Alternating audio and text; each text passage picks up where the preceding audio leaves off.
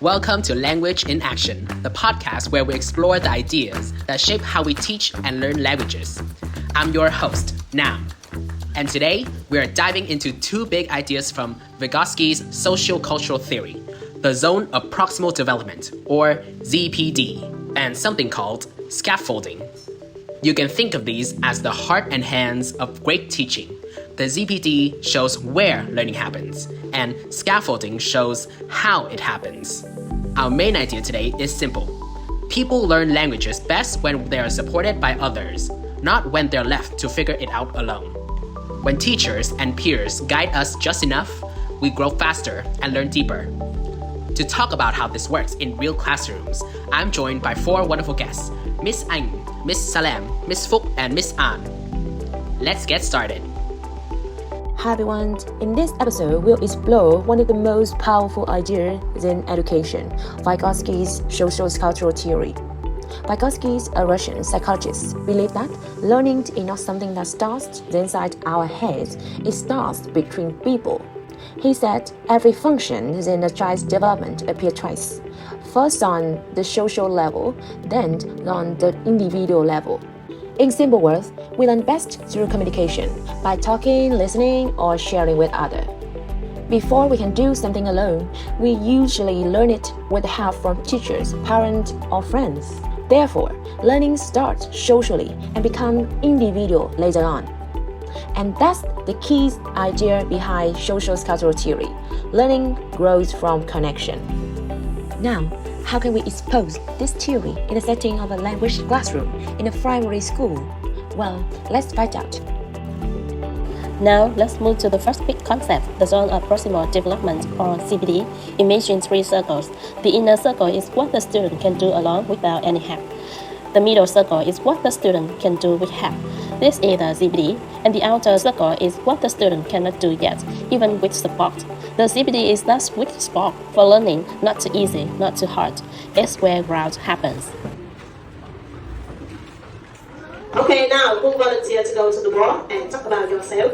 Okay, Kim first. Come here, please.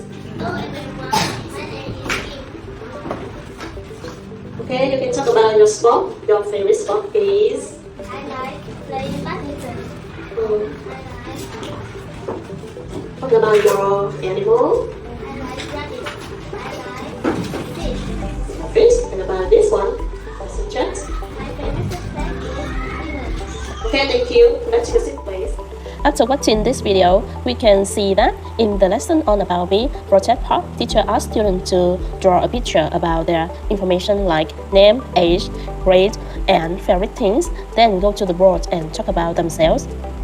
Now let's see the first, the inner circle, what the student can do alone. Here, Kim can say, my name is Kim. This is what she can do on her own. It represents her actual developmental level. The teacher doesn't need to spend much time here because Kim has already mastered it. Instead, this serves as a foundation. And the second is the middle circle, the zone of proximal development, ZPD. With some scaffolding from the teacher, Kim can expand sentences. For example, she learns to say, I'm 10 years old, I live in Da Nang, I like badminton. This is the ZPD, the space where Kim cannot perform alone, but can succeed with support. This is where real learning and growth take place. And the third is the outer circle, beyond the ZPD. If the teacher asks Kim to give a long introduction like, my name is Kim, I'm 10 years old, I live in Da Nang with my family. In the future, I want to be blah blah blah. It will be too difficult. Kim cannot do this yet, even with help. This is beyond her ZPD.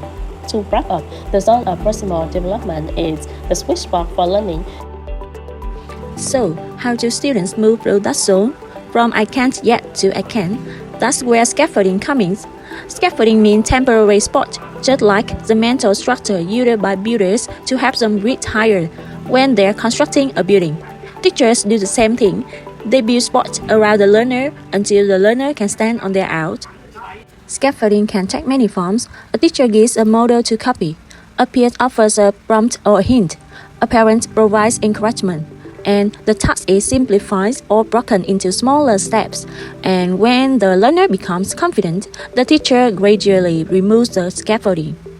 Now, let's explain scaffolding through the example in the video. At the beginning, students can only say very simple things. When teacher asks, Tell about your favorite things. Students may only produce short sentences, such as I like badminton, I like rabbit. This is their current ability.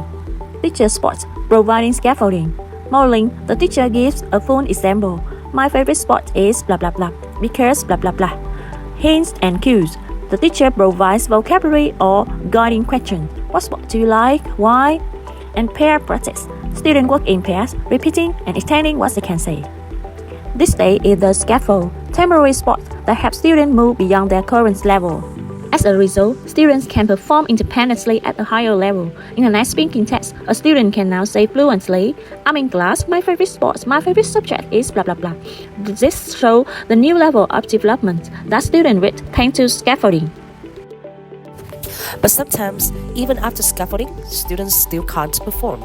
That's okay, it doesn't mean failure. It means the teacher may have aimed at a bit above their ZPD, or the support wasn't enough, or the students need more time and confidence. What can teachers do then? First, go back a step. Next, simplify the task. Add more modeling or visuals. Pair weaker students with stronger ones. And most importantly, celebrate small progress. Learning isn't a race, it's a process of building and rebuilding the bridge until it stands firm. So here's the key takeaway. Social-cultural theory tells us that learning happens through social interaction. The ZPD shows us where that learning can take place. Scaffolding shows us how to help it happen. As teachers, parents, and even friends, we are all part of someone's learning bridge. When we guide, support, and then step back, we help learners grow stronger on their own. Thanks for listening to Language in Action.